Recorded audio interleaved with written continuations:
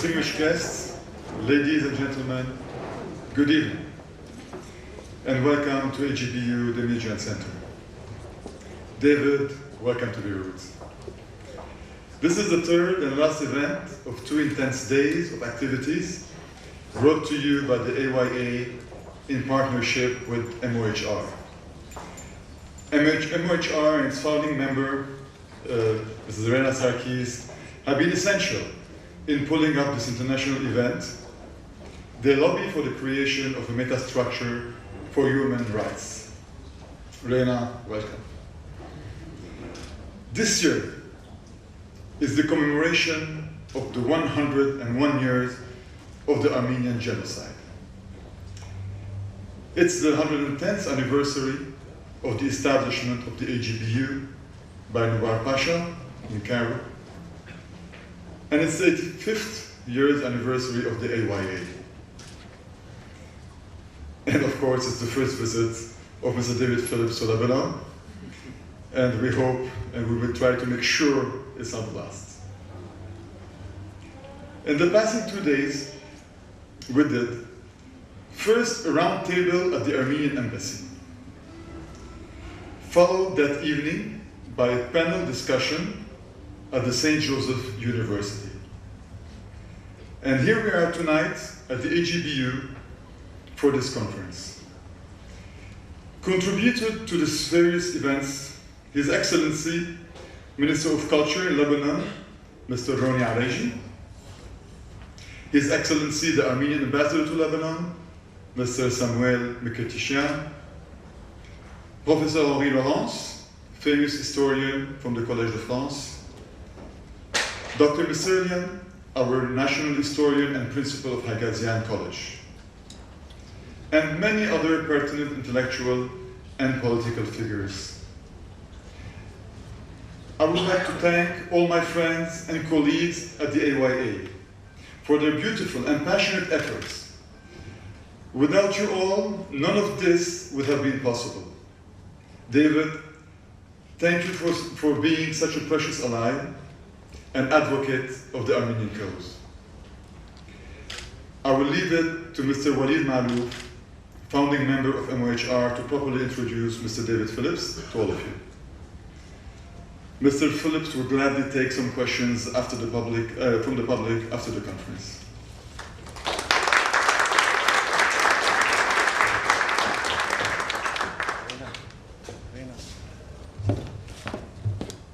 Ladies and gentlemen, distinguished guests, my name is Wamila Roof. As a founding member of MoHR, it's an honor to be addressing you tonight in this beautiful hall at AYA AGBU Demirjian Center.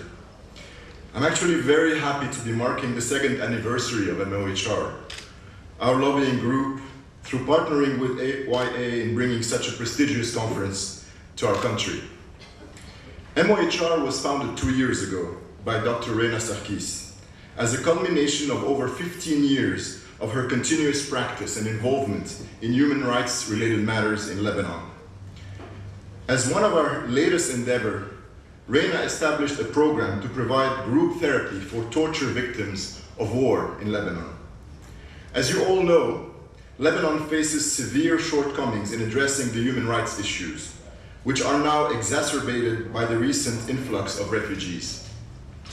The country suffers a deficit in its human rights protection across civil and political rights, such as abuses by security forces, violence against women, politicized judiciary, across socioeconomic rights like widespread corruption, discrimination against women, and across collective rights, such as the systematic destruction of our environment and discrimination on sexual orientations.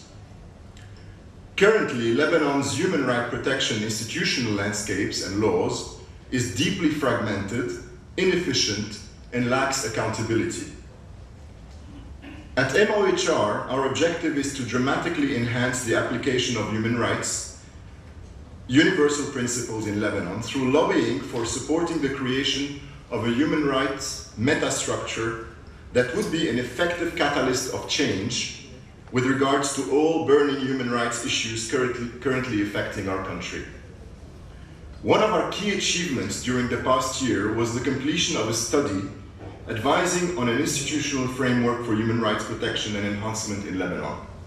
The study was made possible thanks to the generous contribution of world-class leading international consultant in the name of Booz Allen and Hamilton.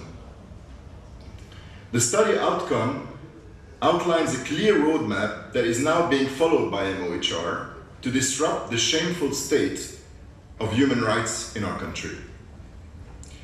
With us today, addressing the subject of Turkey, Armenia, and Karabakh, a century of recurring conflict, is Mr. David Phillips. Presenting Mr. Phillips is like running a marathon. It may be a bit long, strenuous, but you complete it with a lot of pride, honor, and satisfaction. Mr. Phillips is currently the director of the program on Peacebuilding and Rights at Columbia University Human Rights Institute in New York City. Mr. Phillips was also the chairman of TARC. He was also the senior advisor for democracy and regional stability at the US Department of State.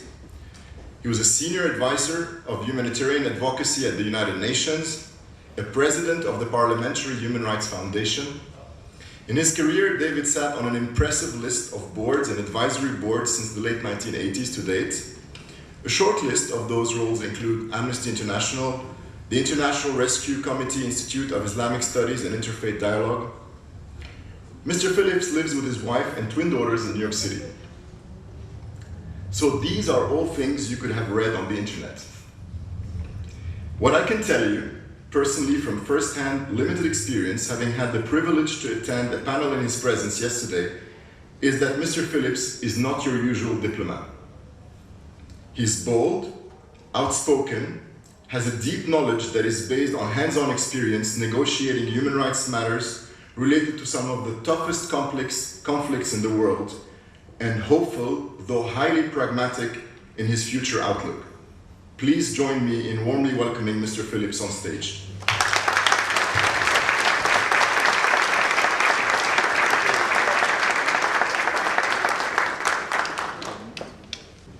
Well, what a great introduction. I'm exhausted just listening to it.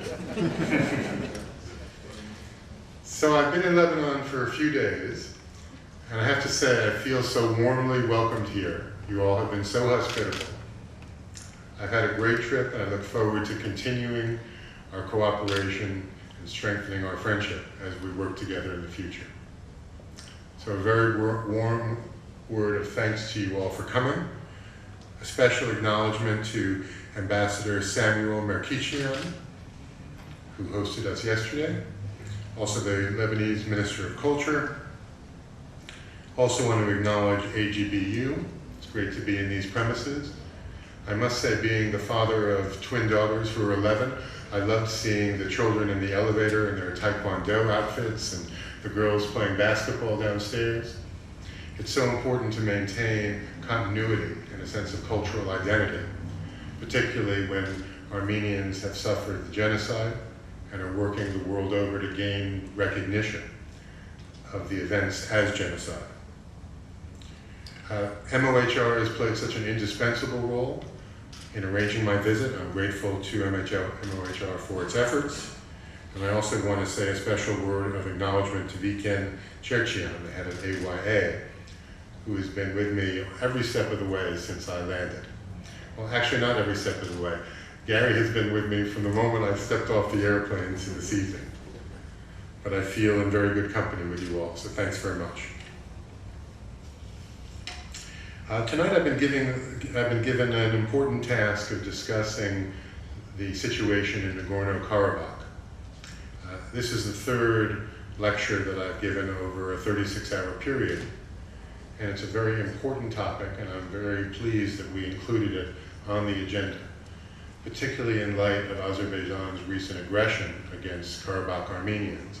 It's important that we remain alert and that we think coherently together about strategies to move from conflict management, which has been the norm since the early 1990s, to a comprehensive and sustainable peace in Nagorno-Karabakh. To people around the world, Nagorno-Karabakh may be a remote territory, but it's a conflict of international importance. The escalation of conflict in Nagorno-Karabakh could embroil the region as well as major powers such as Turkey and Russia. There is a mechanism that has been established to manage the conflict through the Organization for Security and Cooperation in Europe, the OSCE. The Minsk Group has been deeply engaged. But I think it's time that we rethink the approach to Nagorno-Karabakh. Clearly, what we've been doing for the past 20 years hasn't worked to address the core needs of the residents of Nagorno-Karabakh. And we need to move beyond conflict management and start thinking about a comprehensive, sustainable, and verifiable peace.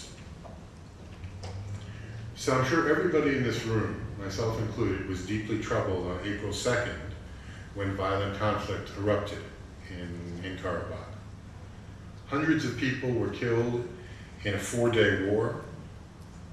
The armed conflict erupted after Azerbaijan violated a ceasefire that had been in place since 1994. Now in Baku they may say that this was instigated by Armenians, but there's been no independent verification that Armenians instigated the conflict. To the contrary, it's widely known and understood that Baku fired the first shot and that the recent escalation of violence is a result of Azerbaijan's aggression. I'll get to it later, but Azerbaijan also did not act alone. It colluded with the government of Turkey. And in the context of a century of genocide denial, Turkey's collusion with the government of Azerbaijan, to me, is just simply unacceptable. There is a temporary truce right now, but the situation remains volatile, and it requires more intense engagement from the international community. You all know the history of Nagorno-Karabakh, but let me give you some important milestones. It's been long a disputed territory in the South Caucasus. The origins of the conflict date back to the 19th century, when Armenians and Azeris contested the region. In 1923, the predominantly Armenian populated territory, estimated at 94%, was transferred to Soviet Azerbaijan as part of Joseph Stalin's nationalities policy. The strategy here was to create captive nations in Soviet states in order to undermine the national aspirations of people who might otherwise want to exercise their right to self-determination and destabilize the Soviet Union. From its incorporation into Soviet Azerbaijan, Karabakh Armenians regularly objected to the enclave's inclusion. This occurred over 70 years. They petitioned for Nagorno-Karabakh to be transferred to the Armenian Soviet Socialist Republic on 4 occasions, in 1945, 1965, 1977, and 1987. These efforts were always rejected by Moscow so as not to create a precedent for other states where a minority group was held as a captive nation, which would destabilize the broader Soviet Union. Ethnic and sectarian conflict between Christian Armenians and Muslim Azeris was renewed in the late 1980s. Massacres occurred of Armenians in Sumgait and Baku and other parts of Azerbaijan. Perestroika fueled an Armenian rights movement in Nagorno-Karabakh, which demanded transfer from Soviet Azerbaijan to Armenia. Perestroika also, by the way, fueled demands for democracy and human rights across the Soviet Union, which ultimately led to the collapse of the Soviet Union and the independence of the newly independent states. In the United States, the American people and US officials have always been sympathetic to Armenian victims in Nagorno-Karabakh. The US Senate passed a resolution in 1989, quote, urging Soviet President Gorbachev to restore order, reestablish unrestricted economic and supply routes to the people of Armenia and Nagorno-Karabakh, secure the physical safety of the people of Karabakh from attack, and continue a dialogue with representatives of the region regarding a peaceful settlement of the dispute. It was not only our legislature, but our executive branch was deeply seized by the conflict and vocally objected to atrocities that were committed against ethnic Armenians. As the Soviet Union was disintegrating and also democratizing at the same time, there were increasing demands to unify Nagorno-Karabakh with Armenia. On October 18th of 1991, it was Azerbaijan who adopted a, quote, constitutional act and seceded from the Soviet Union. Well, being a minority within Azerbaijan was really an untenable situation for the ethnic Armenians. The Armenian history of suffering and genocide had pronounced never again. And there was real fear that being a part of Azerbaijan would compromise the safety and security of Karabakh Armenians. On November 23, Azerbaijan annulled Karabakh's autonomy. And this instigated a decision by Karabakh Armenians to hold a referendum on December 10, and they voted overwhelmingly for independence from Azerbaijan.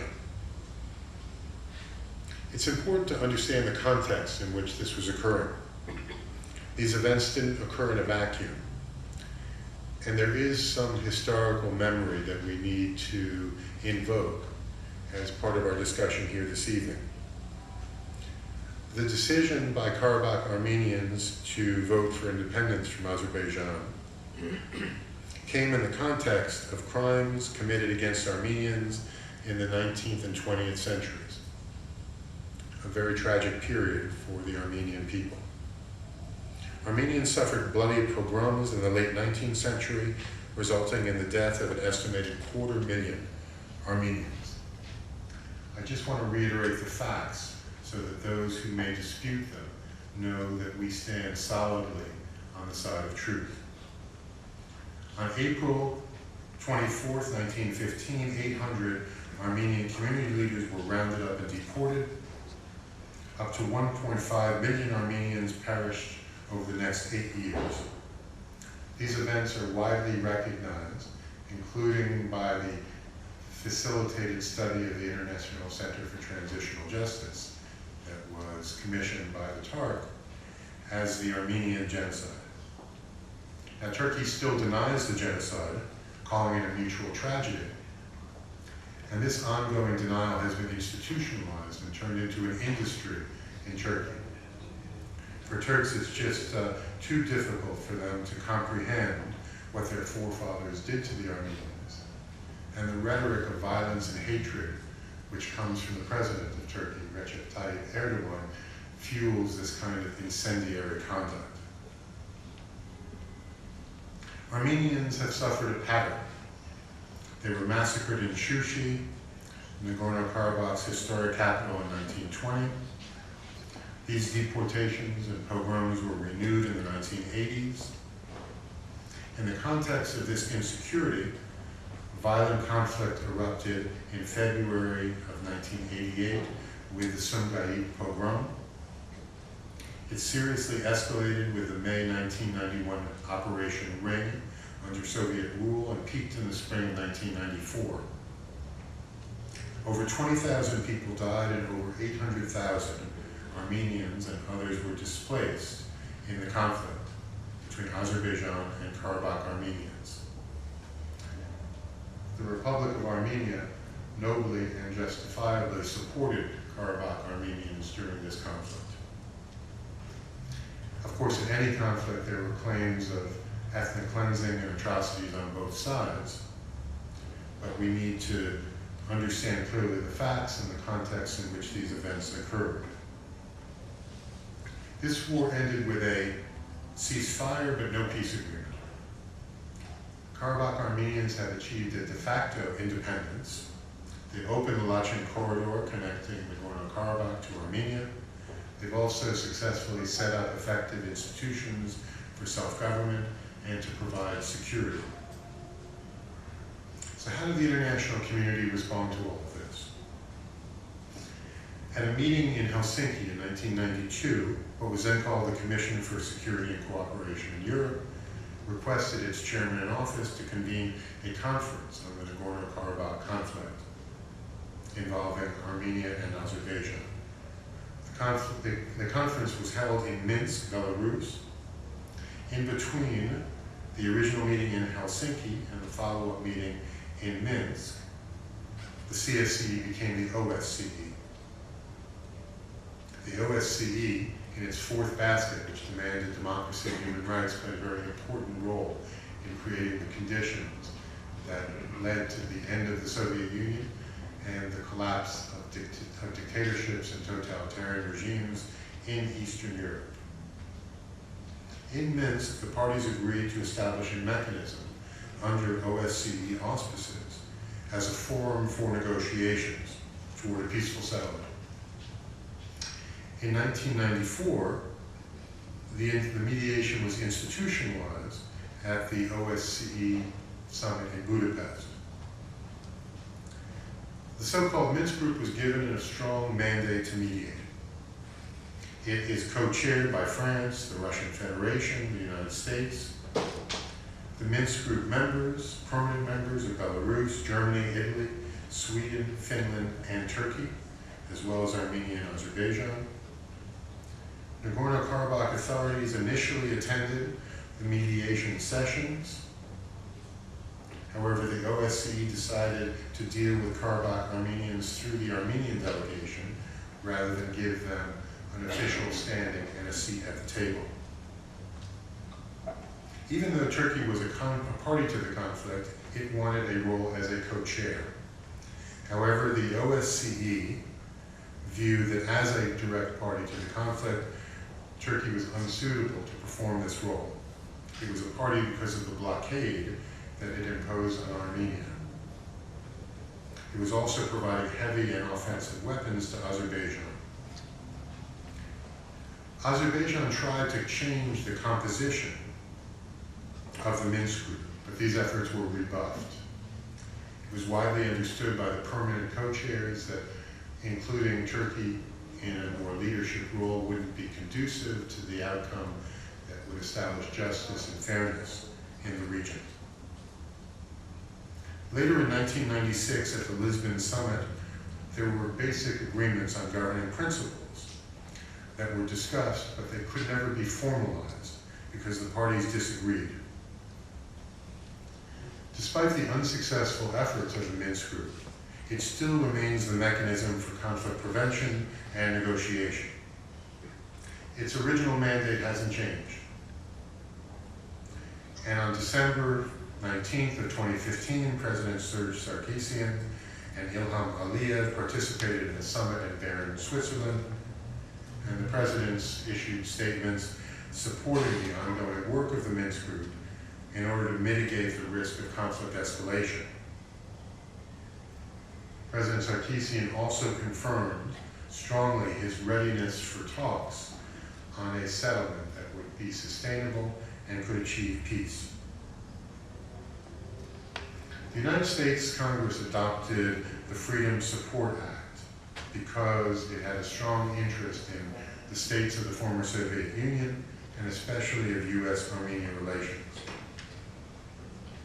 I'm proud to be able to say that Americans and Armenians share values. We also share strategic interests, especially in the struggle against violent Muslim extremism. I've gotten to know well the Armenian diaspora in the United States, and groups like the Armenian Assembly of America effectively mobilize support in the U.S. Congress and the executive branch to herald the cause of Armenians. The Freedom for Russia and Emerging Eurasian Democracies and Open Markets Support Act of 1992, which is known by a shorthand, the Freedom Support Act, was passed by the U.S. Congress and signed into law by President George Herbert Walker Bush on October 24 of 1992.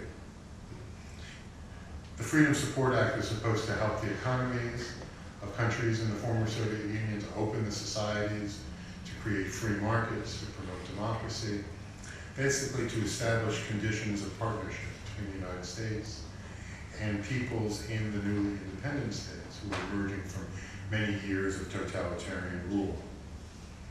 There was also an FSA coordinator established within the U.S. Department of State.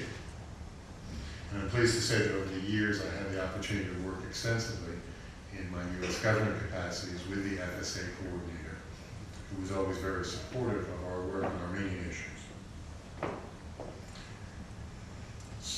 Section 907 of the Freedom Support Act was adopted on October 24 of 1992.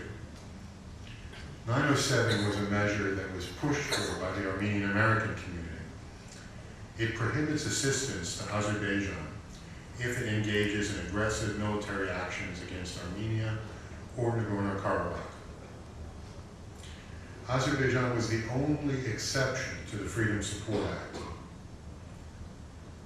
907 was strongly lobbied by the Armenian American community. In particular, I want to acknowledge the contribution of Mr. Van Kukorian, who was a young Armenian lawyer at the time. He became a member of the Turkish-Armenian Reconciliation Commission that I chaired. He's currently the co-chair of the Armenian Assembly of America. Thank you. He negotiated the final terms of Section 907 with Ambassador Richard Armitage of the Bush administration. It should be noted that the current U.S. Secretary of State, John Kerry, was the main Senate sponsor. He's on record over many years supporting 907, also calling for U.S. recognition of the Armenian Genocide. A funny thing, though, happens to U.S. officials when they move from the legislative branch or being a candidate to the executive branch. Suddenly those pledges of genocide recognition are overtaken by the need to see Turkey as a strategic partner. So let me just diverge from my text for a moment. NATO, of which Turkey is a member, is more than a security alliance. It is an association of countries with shared values. And Turkey, by virtue of its Islamism, its authoritarianism, its consistent support for extremism and radical groups fighting in Syria, simply would not qualify as a member of NATO if it applied to join today. There is no mechanism to expel a NATO member, but if there were, it would surely be brought to bear given Ankara's current conduct. So let me go back to the topic of our primary discussion.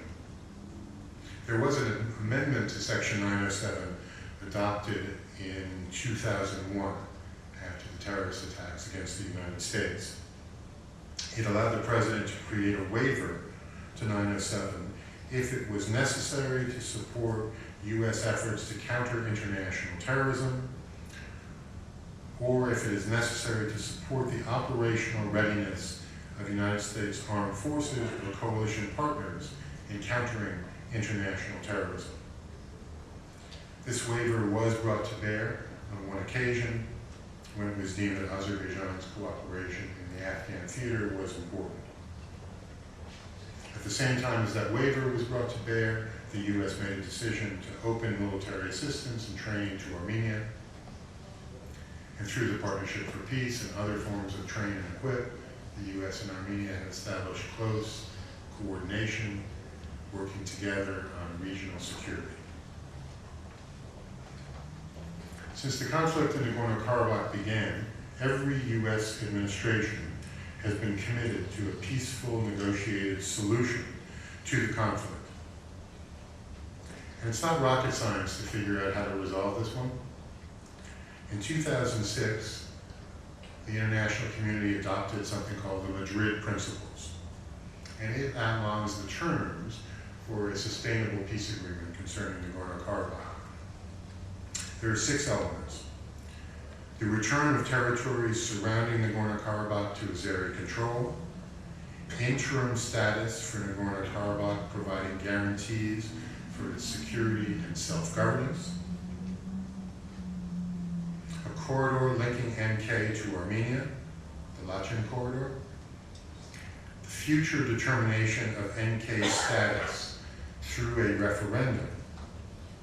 This is important because it creates a mechanism for Karabakh Armenians to assert their right to independence and to demand either independence for themselves or connection to Armenia.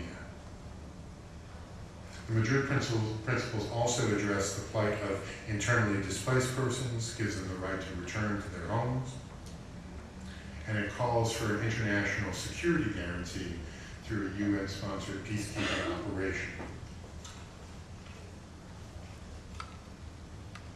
In 2008, then Senator Barack Obama endorsed a, quote, lasting and durable settlement of the Nagorno-Karabakh conflict that is agreeable to all parties and based upon America's founding commitment to the principles of democracy and self-determination.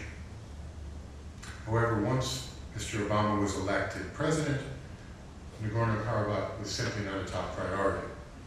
As long as it was a frozen conflict, the US treated Nagorno-Karabakh as a second-tier problem.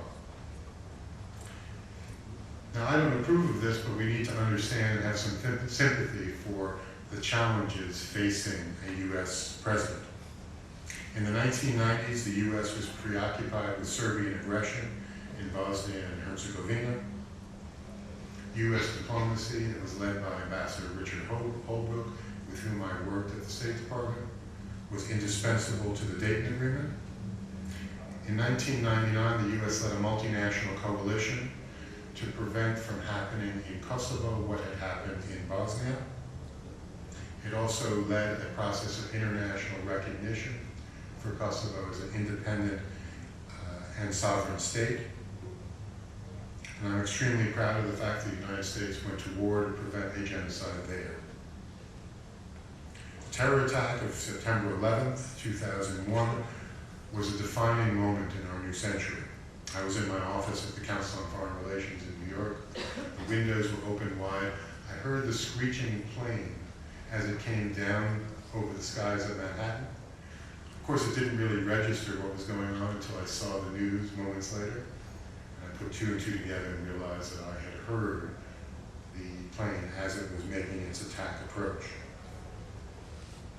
September 11th initiated the occupation and invasion of Iraq and the rise of Islamic extremism, which further defined foreign policy challenges for Presidents Bush and Obama.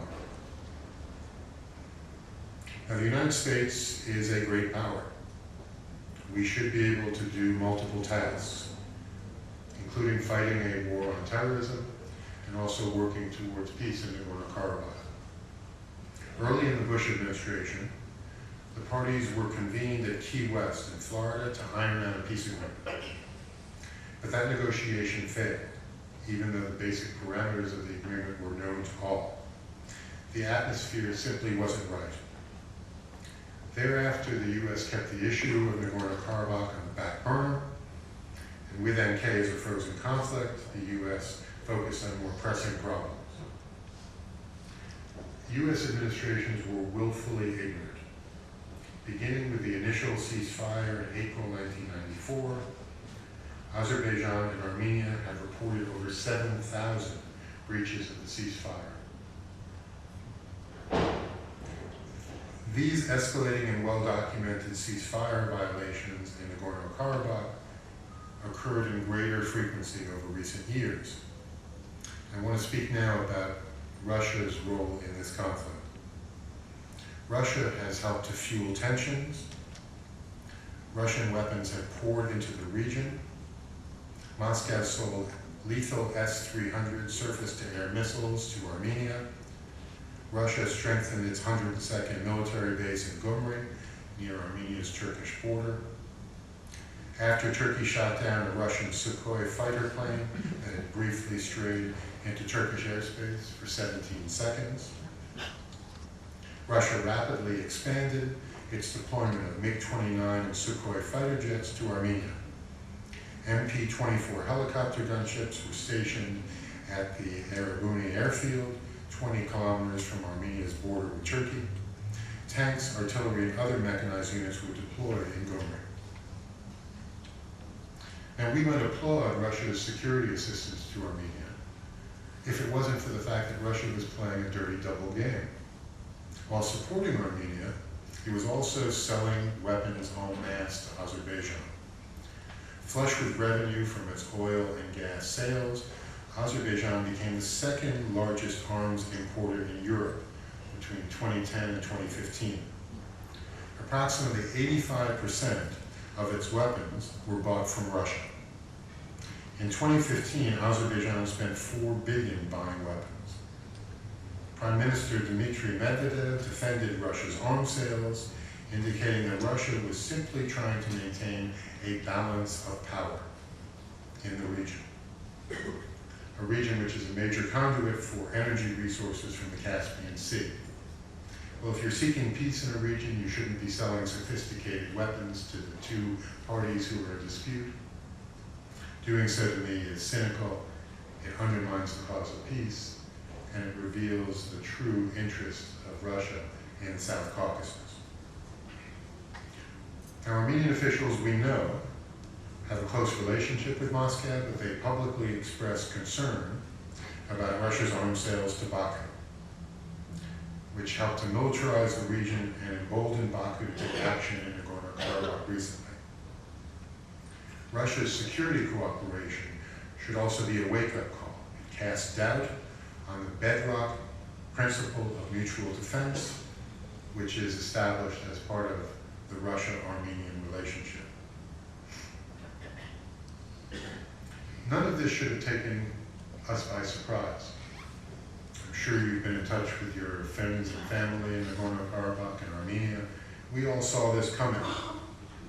And so did U.S. intelligence. In March, at a congressional hearing, the Director of U.S. National Intelligence, James Clapper, testified, quote, "The aversion of Azerbaijan to publicly renounce claim to Nagorno-Karabakh and Armenia's reluctance to give up the territory it controls continue to complicate any possibility of a peaceful solution." Sure enough, what we all suspected would happen did happen, and on April 2nd, Azerbaijan used its upgraded air and land weapons to attack on multiple fronts. Weapons included Smerch rocket systems, Grad missiles, Russian-made T-90 tanks, TOS-1A flamethrowers, modern helicopter gunships, kamikaze drones, quite an arsenal of Russian military hardware that was thrown into the fray. A 12-year-old boy, I'm sure very similar to the boy that I met in the elevator on his way to Taekwondo class, was killed. An ethnic Yazidi was beheaded. Despite the array of military hardware, Armenian forces repulsed the offensive, and no territory was gained by Azerbaijan during this 4-day war. There were, however, over 90 Armenians who were killed, including civilians. More than 200 Azeri soldiers died in the offensive. Now, these clashes in 2016 were the most serious breach of the 1994 ceasefire to date. In response, President Sarkisian endorsed a military assistance agreement with Nagorno-Karabakh, tasking the Ministry of Foreign Affairs with making all the necessary preparations. Now, I diverted a bit to talk about Turkey's standing in the world. Let me speak specifically about Turkey's role in this recent conflict. According to eyewitness accounts, Turkish troops and equipment were involved in battles near the Iranian border. The Azerbaijan offensive was immediately endorsed by Turkey's President Erdogan, who pronounced during his visit to Washington for the Nuclear Security Summit in March of 2016, Nagorno-Karabakh will be returned to Azerbaijan. We will support Azerbaijan to the end. This was a consistent position of the Turkish government. Last December, Turkish Prime Minister Ahmet Davutoğlu, who was Prime Minister until he was sacked last week, said, "Our position on the Nagorno-Karabakh conflict is clear. Turkey will always support Azerbaijan until all occupied territories of Azerbaijan will be released. Turkey will be by Azerbaijan's side until a complete liberation of Azerbaijan's territories is accomplished.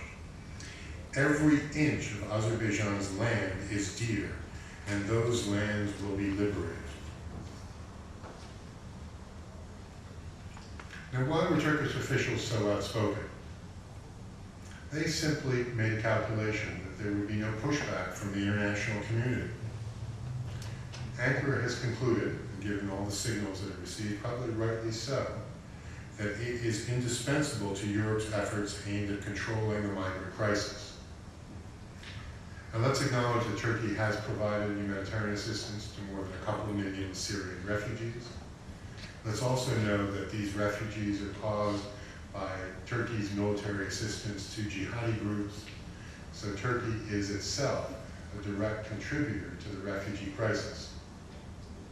I remember Ambassador Holbrooke used to say about Slobodan Milosevic that he creates a problem that only he can solve.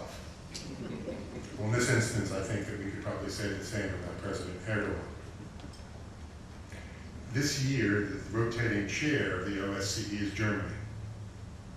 And I have to say, given the way that Chancellor Angela Merkel caved to Ankara in the negotiations over the migrant crisis, it's hard to envision that the OSCE is going to be a robust and forward-leaning mechanism in dealing with situations involving Turkey, such as the Nagorno-Karabakh crisis.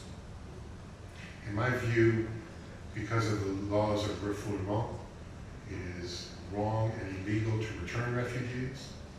It's a deal that won't work. And mark my words, in 3 or 4 months, Turkey's going to go back to Brussels and say, you want this deal to work, let's double the price. It's like a typical Kayseri carpet salesman. Let's also be aware that Turkey is a protagonist in this conflict, and it has been for many years. It imposed a blockade of Armenia in 1992.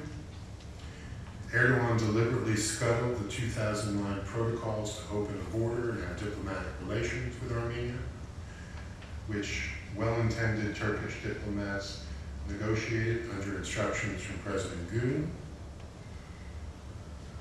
Disavowing these protocols was partly a response to objections by Ilham Aliyev. It was also a response to the objections of more than 2 million ethnic Azeris who live in Turkey, many of whom are financial sponsors of the Justice and Development Party. So is there any evidence that Turkey and Azerbaijan actually colluded during the lead up to this recent offensive? I wasn't in the room when Presidents Erdogan and Aliyev met. But given the fact that they had a bilateral in Washington at the nuclear summit on March 31 and also met in Baku in mid-March, it's hard to imagine that they didn't discuss Azerbaijan's military plans. It's equally hard to imagine that Turkey didn't give them a green light. And consistent with the rhetoric that I quoted earlier, send a strong signal of support, knowing that the international community was weak and that they could leverage their influence as a result of the migrant crisis in order to gain acquiescence from Germany and other countries. So there's some question in this recent 4-day war about who fired first. Baku has made it clear consistently that it is ready to switch from a diplomatic to a military solution. Azerbaijan's ambassador to Russia said, if it's not solved peacefully, then we will solve it by military means. Though Armenia consistently proposed monitors and confidence-building measures, these were consistently rejected. Azerbaijan refused. Azerbaijan's Ministry of Defense initially posted a congratulatory message on its website claiming credit for initiating the recent military action. That message was soon removed, but records of it exist. We should also say that analysts of Chatham House and the Carnegie Endowment for International Peace, two very well-respected international NGOs, did not find that Nagorno-Karabakh forces instigated an attack on Azeri positions. In being steely-eyed, we need to be realistic about the kind of regime that we're dealing with in Baku. What kind of regime is Ilham Aliyev leading? Baku relies on a combination of oil revenue, caviar diplomacy, and government crackdowns on fundamental freedoms to maintain its power. The plummeting oil and gas prices have significantly hurt Azerbaijan, which previously had one of the world's fastest growing economies due to its hydrocarbon wealth. In the face of these recent oil price crashes, Azerbaijan's economy is in a deep decline and the value of its currency has plummeted. Since 2013, there has been a systematic and relentless government effort to crush independent voices. The government has imprisoned human rights leaders, political critics, bloggers, and the like on politically motivated charges. It's stifled independent media. I've had the opportunity to get to know some brave and courageous Azeri civil society representatives over the years in my efforts to foster a dialogue between Armenians and Azeris. None of them live in Baku anymore. They're living in London or elsewhere in Western Europe. Human Rights Watch issued a report about Azerbaijan, which said, Azerbaijan's government has escalated repression against its critics, marking a dramatic deterioration in an already poor human rights record. In recent years, dozens of human rights defenders, political and civil activists, journalists, and bloggers have been arrested or imprisoned on politically motivated charges, prompting others to flee the country, like my friends and colleagues, or go into hiding. Bank accounts of independent civic groups and their leaders have been frozen, impeding their work, or in some cases forcing them to shut down entirely. New legal regulations make it almost impossible for independent groups to get foreign funding. As a human rights advocate, it's always important to bear witness, to raise your voice, to find a community of others who are concerned. And I'm ashamed to say that the silence of the international community was taken as a green light by Baku to escalate its crackdown. The European Union's top diplomat, Federica Mogherini, visited Azerbaijan in early March. She made only a few vague passing public comments referring to human rights, giving an impression that Baku's tyranny over its citizens was simply not a priority for the European Union. She spoke generally of, quote, the high importance that the European Union attaches to the respect for human rights. She also said during her meeting with Aliyev that she referred to a number of individuals presently in jail. But she added, and this is a significant comment because it shows where the EU can be counted, differences will remain between us in some areas. If these differences are normal, we must keep in mind that our shared interests exceed by far our differences. So once again, realpolitik by European diplomats prevails. Igniting a war with Armenians, even a short war, serves a domestic political purpose. Aliyev aims to distract the Azeri people from the regime's abuses and economic insecurity.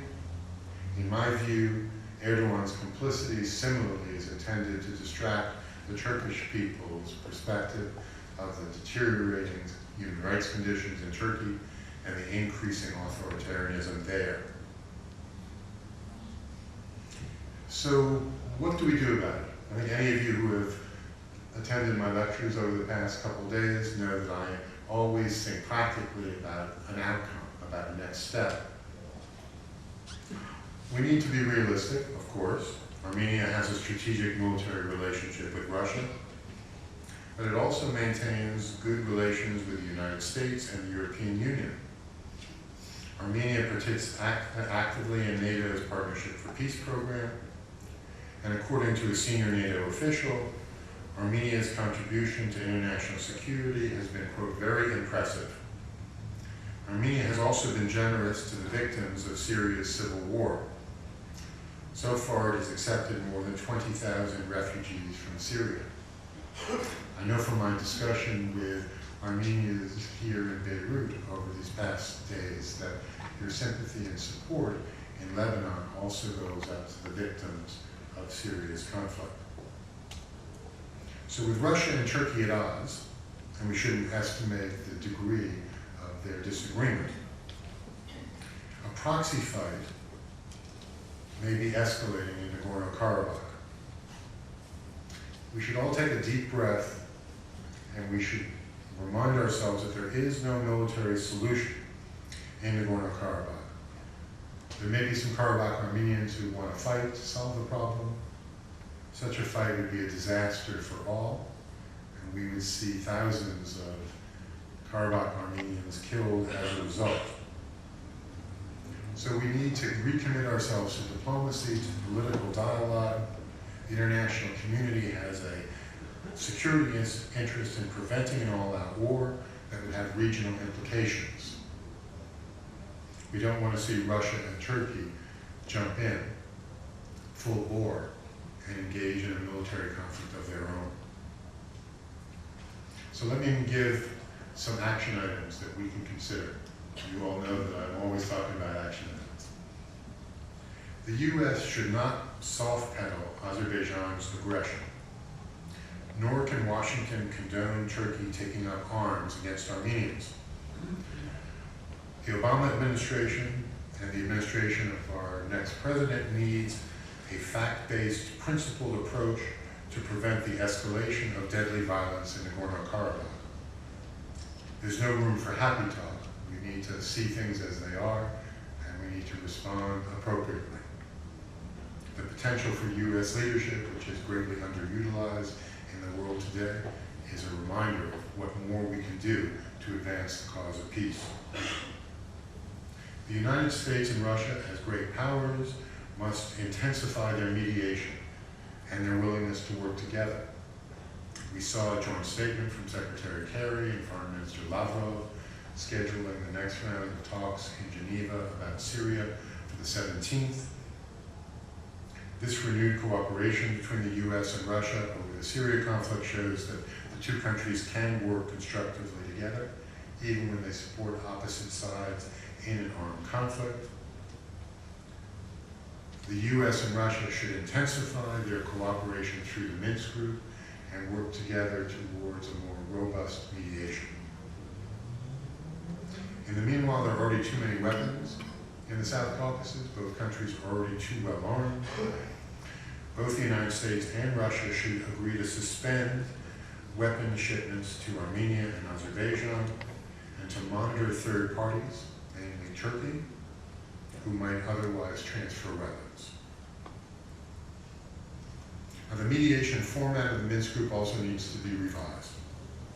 The Republic of Nagorno-Karabakh, and I use that name deliberately, should be included as a member of the Minsk Group. Nagorno-Karabakh officials must be part of political talks which have a direct effect on the peace and security of their constituents. It's also time for the Minsk Group to become more proactive and prove that it can be effective in revitalizing a peace process. As Germany has the OSCE chair this year, let's issue a challenge to Chancellor Merkel and ask for Germany to be more proactive.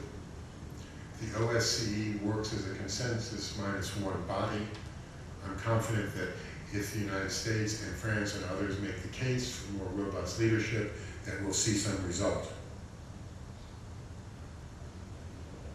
A combination of diplomacy and economic leverage should be used as incentive to these negotiations. Section 907 is the law of the land, and the Obama administration should implement it, imposing economic and diplomatic sanctions on Azerbaijan to punish its aggression. This could include the freezing of assets of Azerbaijani officials and travel bans for Azerbaijani officials, their family members, and their inner circle. We have to bear witness and keep an eye on events.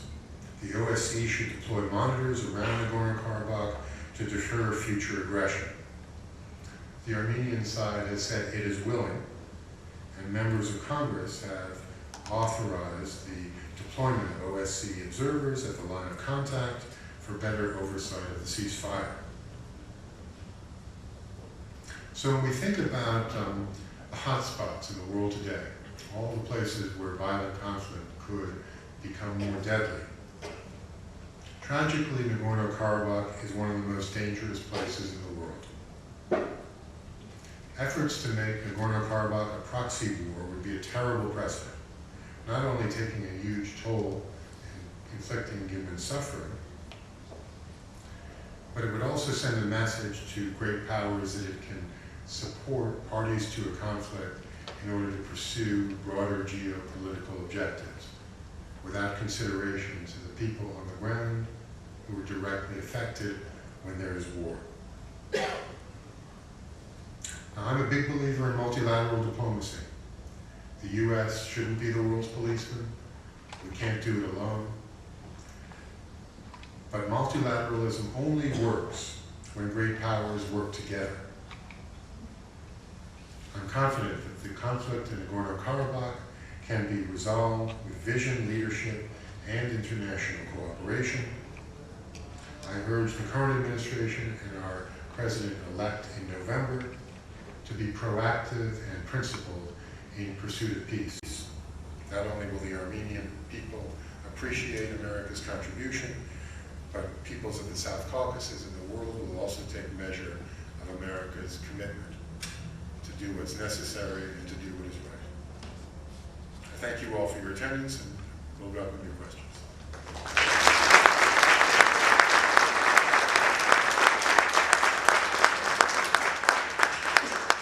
Good evening, Professor.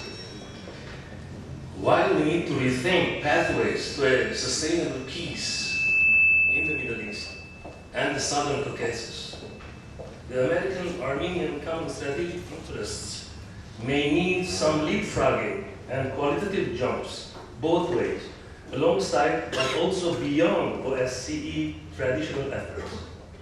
As His Majesty King Abdullah of Jordan urged Americans a decade ago to be more actively involved in the Middle East, may not the US play a more bullish rather than a bearish role with respect to Turkey beyond pure NATO considerations? To remind everybody of President Kennedy's words, do not ask what your country can give you, ask what you can give your country. But later he added, also, do not ask what America can do, but what America and the world can do for the freedom of man. Thank you.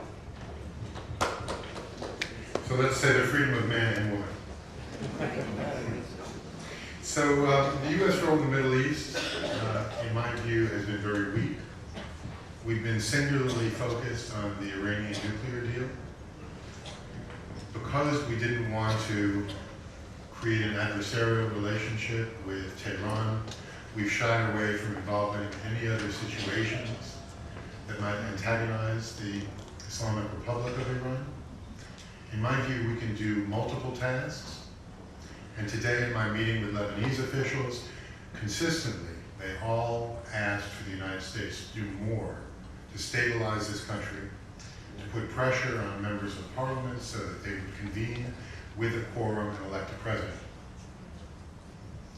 If they don't do that, then the possibility for violence escalating in Lebanon and fragmentation is greater.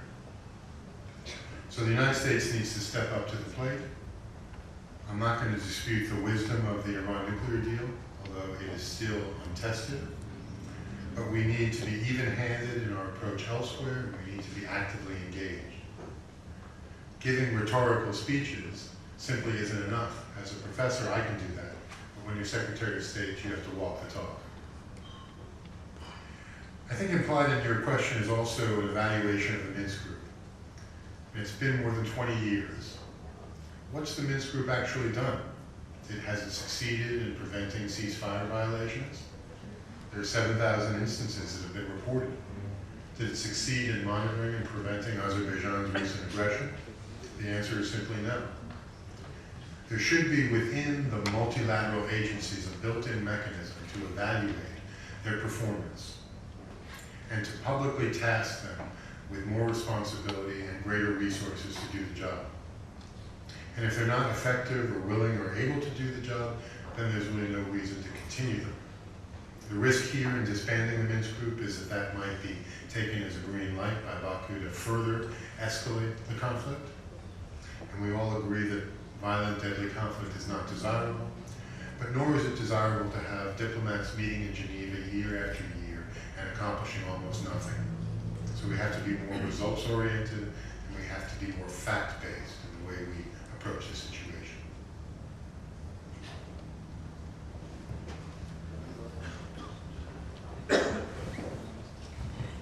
Good evening. My question, or my multiple questions are the following. So my first question is, it's been 20 years and the Minsk Group was responsible in solving this conflict. Why haven't they solved this conflict? And why has it been frozen for such a long time? And my second question is, back home in the US, it has been like such a mess with all the elections and everything. Do you think that the new candidates, they will consider this problem as a, you were saying that it's a second-tier problem. Senator Obama, when he became president, it became a second-tier problem. Do you think it would be a third or fourth-tier problem? Do you think the new candidates would take in consideration? So why hasn't the Minsk Group solved the problem? Because it views its mandate in its terms of reference as conflict management, as opposed to conflict resolution. If you're managing a conflict, it means you don't want it to get worse, but you're satisfied with the status quo. I don't know how international diplomats can look at the tensions in that part of the world and be satisfied with the way things are. It was clearly foreseeable that conflict might escalate. So it's important for the Minsk Group to consider its terms of reference, to be more proactive. That only happens when the co-chairs are pushing for a resolution. So in Washington, the US administration needs to step up. The Armenian American community, which is a very effective lobby, is surely going to make its case. The voices of academics and scholars and advocates like mine are also being raised in support. What was the second part of your question? Do you think the new candidates or the new independent candidates will take into consideration this problem? So that's a pretty easy answer, no. Nobody wants to be talking about Nagorno-Karabakh in an election campaign. The only reason they want to talk about it is by looking at where Armenian Americans are centered and to capture Armenian American votes. So I don't see the problem being receiving more focus. I don't see it being relegated to the back burner either. I think it probably stays where it is, unless there is another spasm of deadly violence, in which case the administration is going to have to respond. And the campaigns have a process in place for issuing statements when there's an issue with international peace and security. I frankly don't know if either candidate issued a statement on April 2nd, but there should have been a statement condemning aggression, calling for the resumption of more effective Minsk Group-led talks, and active engagement by the US. Not only do we owe it to Armenian American voters, we owe it to the Armenian people to safeguard their security. Good evening. Just to be pragmatic, I just have one question. Do you think, Doctor, that anything will change as far as the recognition of the Armenian Genocide or the resolution of the Karabakh conflict? As far as nothing has changed during the last maybe 200 years, as far as the importance of Turkey to Europe and now for NATO. Do you think anything will change as far as the resolution of this conflict or the recognition of the genocide, as long as Europe considers Turkey, as well as the United States considers Turkey to be a strategic ally? And is there anything that tells us that in the foreseeable future that view of Turkey as a strategic ally might change? Well, please don't personalize it. I'm not a strategic ally. I'm a critic for many reasons, most notably because Turkey isn't advancing US interests and on advancing the interests of the multinational coalition in the fight against Islamic State. They're actually hindering our efforts. The fact that they dragged out the negotiations for use of the Incirlik Air Force Base for almost a year was ample evidence of Turkey's unwillingness to really fully engage. Now, I don't know if Turkey's military national intelligence agency is still involved actively in helping ISIS, but the infrastructure was set up to run the jihadi highway from Urfa to Raqqa.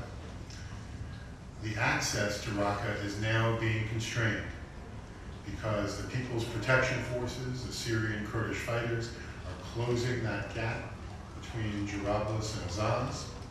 If they're able to do that, that's a game changer in the war. The U.S. is supporting them with airstrikes and with airdrops of weapons. It should not succumb to pressure from Turkey linking the PYD to the PKK.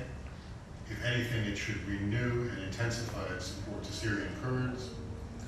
And I just want to commend all Kurds who stood in Kobani to defend the city against the ISIS assault. And that includes Kurds belonging to PYD, to PAJAK in Syria, to the Peshmerga in Iraq, and also to the PKK. 40% of those fighters, defenders, were women. So do I see any change in U.S. policy on recognition? You know, we're in an election season, and politicians will pretty much say anything they want in order to get a vote. The problem when you're elected is you got to do what you promised. And we've seen time and again with candidates, including our current president, that when they are a senator and when they're on the stump looking for votes, that they're very adamant about genocide recognition. But then they get to the office and all the State Department and the DOD briefers get to them and they start talking about Turkey's indispensable role. Well, it's time for a wake-up call. Now, Turkey is not an indispensable ally, it's an uncertain ally. We want to bring Turkey back in the tent, but we're not going to do that with happy talk and pretending that things are different as they are. We're going to do that by talking straight, speaking truth to power, and letting Ankara know exactly how concerned we are with their unwillingness to cooperate. Sir. Taking in consideration your broad knowledge of this conflict and being a member of the task force, and as I feel that perhaps you are more friendly to Armenians than to others, I want to ask, what is your opinion, how it will be solved, this conflict, with giving concession from two sides? You're talking about the conflict in Nagorno-Karabakh? Yes. So let me make this my last response. We know exactly how the conflict's going to be solved. The Madrid Principles are clear. There's going to be a vote of Karabakh Armenians to determine their political status. Do they want to stay in Azerbaijan? Unlikely. Do they want independence, or do they want enosis with Armenia? At the same time, there are going to be security guarantees. There are going to be the return of IDPs. There'll be a process for restitution and compensation of the properties that were destroyed. This is all familiar territory in the parlance of international diplomacy. What's lacking is the political will. And the political will needs to, of course, involve the leaders in Baku and Yerevan and in Nagorno-Karabakh. But political will is going to come from Washington, and then from Moscow and from Paris. And I don't think that political will ever happens unless the US administration is prepared to lead. So I'm a big believer in principled US leadership in the world, whether it's to resolve the Nagorno-Karabakh conflict, to knock some heads together and solve the crisis in Syria, to be steely-eyed and recognize that Iraq and the government in Baghdad is unfriendly to the United States and the Iraqi Kurds are our best allies in the region. It's time for the US to be realistic, to have a fact-based approach to its policy, and to change this orthodoxy of trusting old allies who have proven themselves untrustworthy. Now, I've never met an Armenian who isn't trustworthy. And I can confirm from my visits here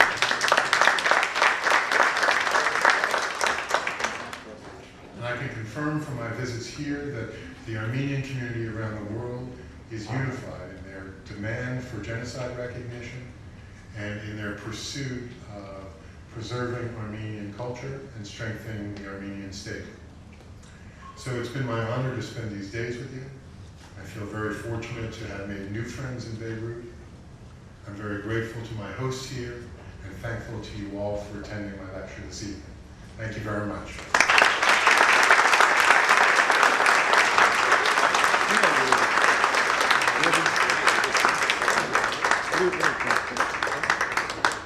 We would like to thank you for all your efforts on behalf of the AYA, AGBU, and the Armenian community.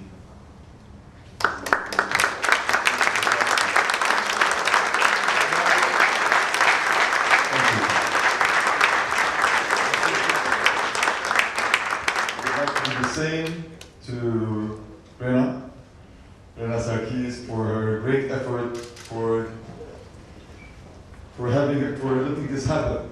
She was amazing. Rena, please.